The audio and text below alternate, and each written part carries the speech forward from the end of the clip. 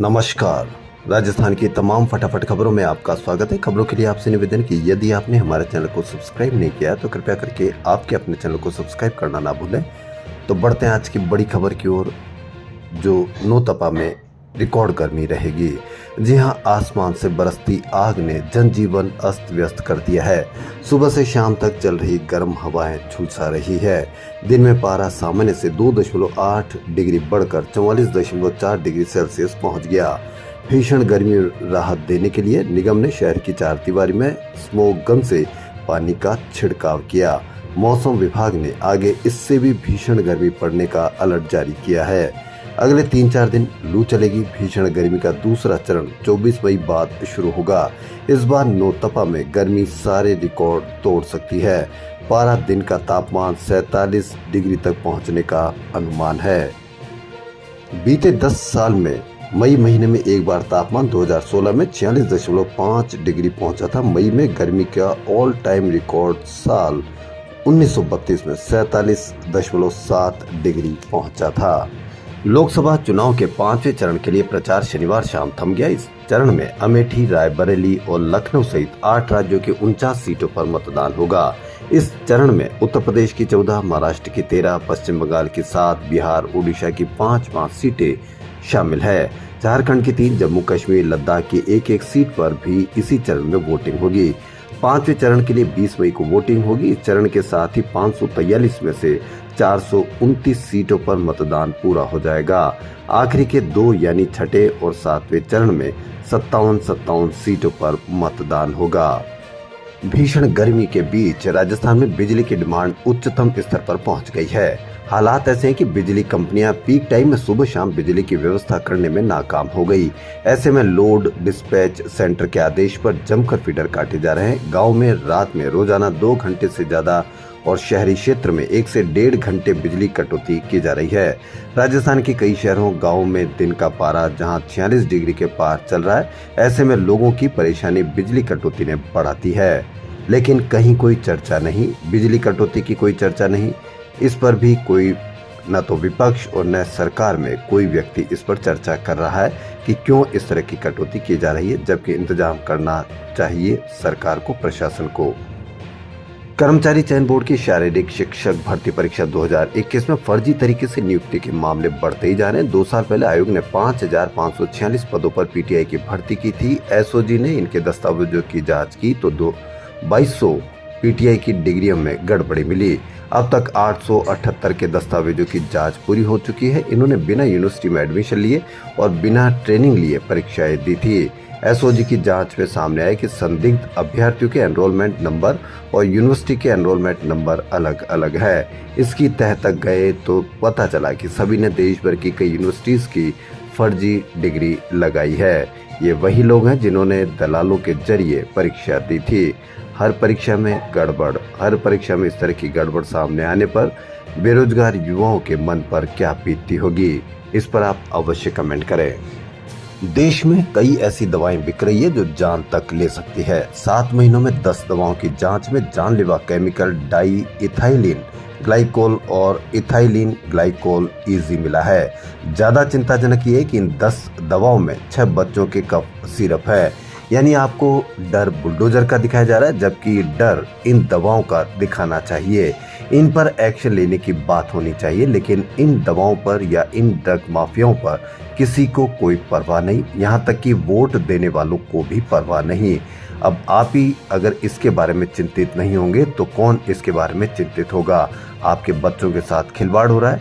2-3 दिन पहले 13,700 लीटर नकली घी मिला था, उससे कैंसर, इससे जानलेवा साबित।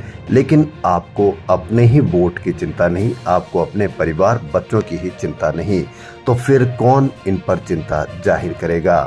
आप भी सजग रहेंगे तो वोट लेने वाले देने वाले दोनों इस दिशा में काम करेंगे, वरना बुलडोजर देखते रहिए और आपके बच्चों पर, आपके युवाओं पर, बेरोजगार युवाओं पर क्या इसका असर होगा, ये आप आने वाले समय में जरूर आपको पता चलेगा। Central Drug Standard Control Organization ने अगस्त 2023 से जनवरी 2024 के बीच की गई जांचों में ये नतीजे निकाले हैं। ये वही घातक केमिकल है जिसने 1 से 2 साल इसमें गाम्बिया, उज्बेकिस्तान और कैमरून सहित कई देशों में 140 से ज्यादा बच्चों की मौत हो चुकी है। इस केस में भारतीय फार्मा कंपनी के बनाए कफ सिरप को जिम्मेदार ठहराया जा रहा है। जून 2023 में CDSCO के निर्यात होने वाले सभी कफ सिरप की लैब टेस्टिंग अनिवार्य कर दी थी। एक सुंदर पहल, रेलवे में प्लास्टिक का उपयोग न्यूनतम स्तर पर लाने की तैयारी है। जल्दी ट्रेनों में और स्टेशनों पर प्लास्टिक की बोतल में पानी की बिक्री बंद होगी। पहले चरण में 3 महीने में 40 स्टेशनों पर कागज या प्लास्टिक से इतर वस्तुओं से बनी बोतल में पानी दिया जाएगा। एक वरिष्ठ रेलवे अधिकारी ने बताया कि पानी की बर्बादी रोकने के लिए चुनिंदा ट्रेनों में 1 लीटर की जगह आधा लीटर की बोतल देने पर सहमति बनी है। साथ ही नॉन प्लास्टिक मटेरियल जैसे कागज, मिट्टी, कुल्हड़, मेटल आदि में पानी की बिक्री करने की योजना है। लोकसभा चुनाव में अब तक 8,889 करोड़ रुपए की नकदी, ड्रग्स और अन्य वस्तुओं की जब्ती हुई है। इनमें 45% हिस्सा ड्रग्स का है। निर्वाचन आयोग ने शनिवार को बताया कि जब्त ड्रग्स का मूल्य करीब 4,000 करोड़ रुपए है, जबकि 849 करोड़ रुपए की नकदी, 814 करोड़ रुपए की शराब, 1260 करोड़ रुपए की अन्य वस्तुएं हैं। गुजरात में सर्वाधिक 1461 करोड़ रुपए की जब्ती की गई है। आपको डर बुलडोजर का, जबकि आपके बच्चों को ड्रग्स ये किसी न किसी रूप में तो सप्लाई होती ही होगी।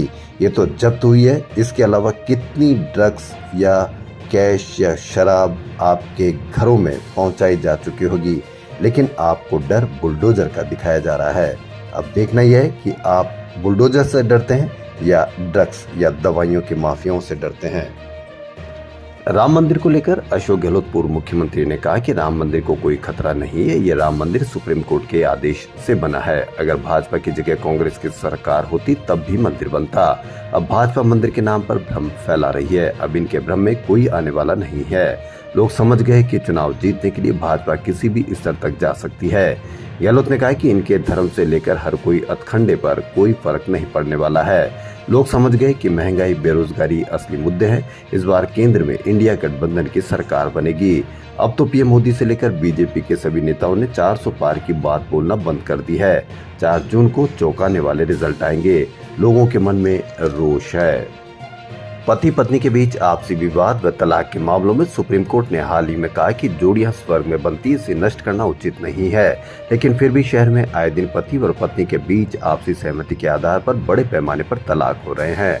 ऐसे एक मामले में शहर के पारिवारिक न्यायालय 3 ने बेंगलुरु निवासी पति और जयपुर निवासी पत्नी की 14 साल पुरानी शादी का 10 दिन में फास्ट ट्रैक तरीके से तलाक मंजूर कर दोनों की आपसी सहमति से तलाक की डिक्री पारित कर दी है। जज अजय शुक्ला ने फैसले में कहा कि दोनों के बीच समझौता वार्ता विफल रही और दोनों ने साथ रहने से भी मना कर दिया।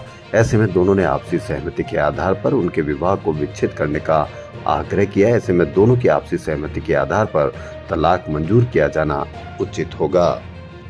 राजस्थान हाईकोर्ट जयपुर बेंच व जोधपुर मुख्य पीठ में आगामी 1 अगस्त 2024 से सिविल मामलों में ई-फाइलिंग को अनिवार्य कर दिया गया है। रजिस्ट्रार जनरल प्रमील कुमार माथुर ने एक नोटिफिकेशन जारी करते हुए आगामी 1 अगस्त से सभी प्रकार की सिविल मामलों में ई-फाइलिंग को अनिवार्य कर दिया गया। किसी भी मामले में फिजिकली फाइलिंग स्वीकार नहीं की जाएगी।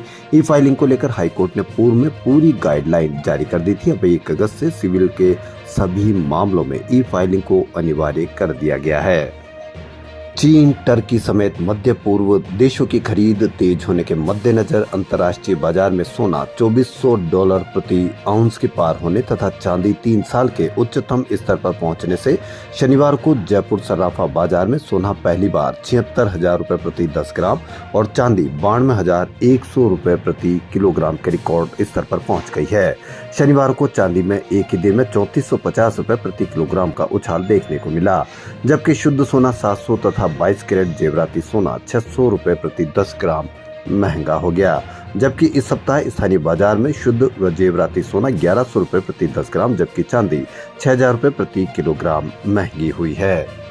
देश भर में संकट में फंसी महिलाओं के लिए केंद्रीकृत हेल्पलाइन 181 शुरू की गई थी। इस पर आने वाली शिकायतों और उनके निपटारे को लेकर महिला एवं बाल विकास मंत्रालय की एक चौंकाने वाले खुलासे हुए हैं। इस रिपोर्ट के अनुसार देश में 14 राज्य केंद्र शासित प्रदेश ऐसे जहां पर महिलाओं की शिकायतों को पुलिस गंभीरता से नहीं ले रही।